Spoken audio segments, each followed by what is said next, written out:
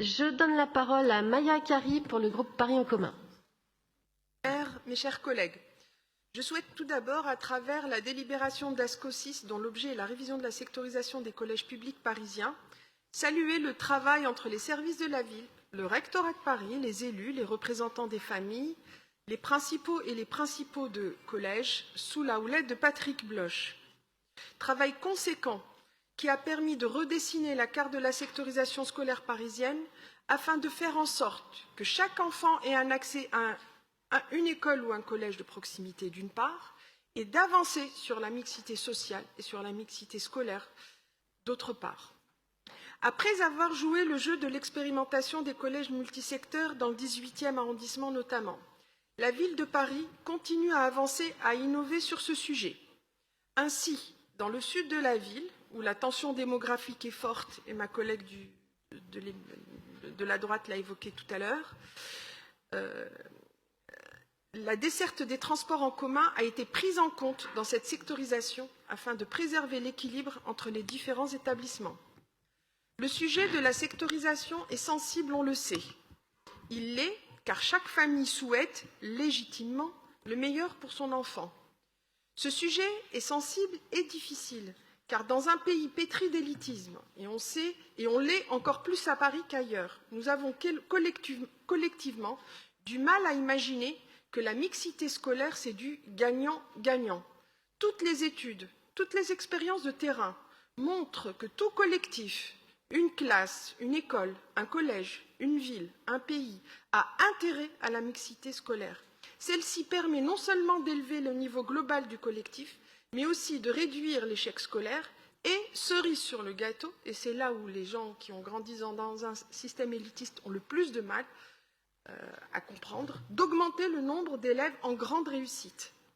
N'en déplaise aux conservateurs de tous bords, et je pense là notamment à certains qui, par exemple, défendent ces jours-ci, dans la réforme des modalités d'affectation des élèves au lycée Henri IV et Louis le Grand, un modèle ancien et dépassé au nom d'une pseudo-méritocratie républicaine.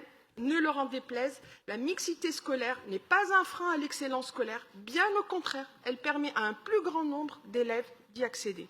Et un des problèmes du système scolaire français, c'est qu'il a une élite pas assez large et pas assez fournie, et c'est le vieil élitisme qui bloque l'élargissement de cette élite. L'élitisme à la française, qui a été utile à un moment donné de notre histoire, en permettant à un certain nombre de personnes d'accéder rapidement et avec un moindre coût pour la société à l'excellence, a atteint une limite. Il devient même contre-productif, puisqu'il bloque l'élargissement de l'élite scolaire et circonscrit celle-ci à une infime partie de la société qui est de fait. Monsieur, je peux parler plus fort que vous si vous le voulez, hein? D'accord?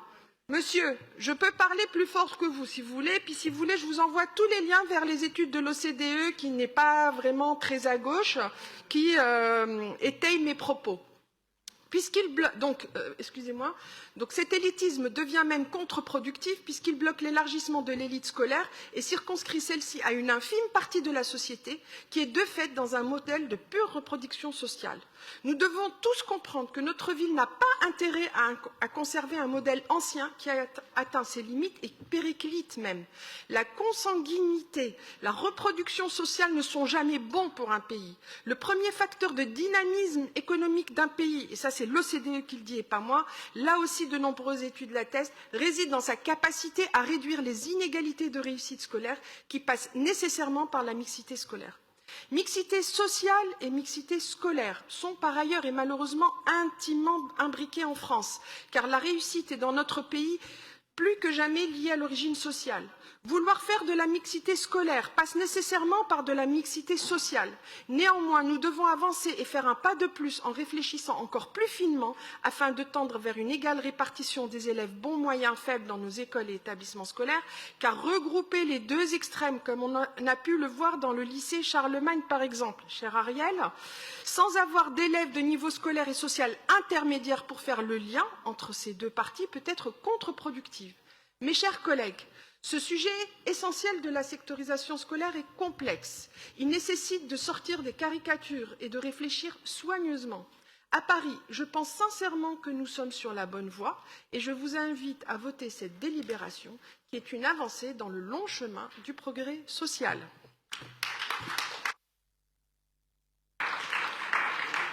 Je vous remercie.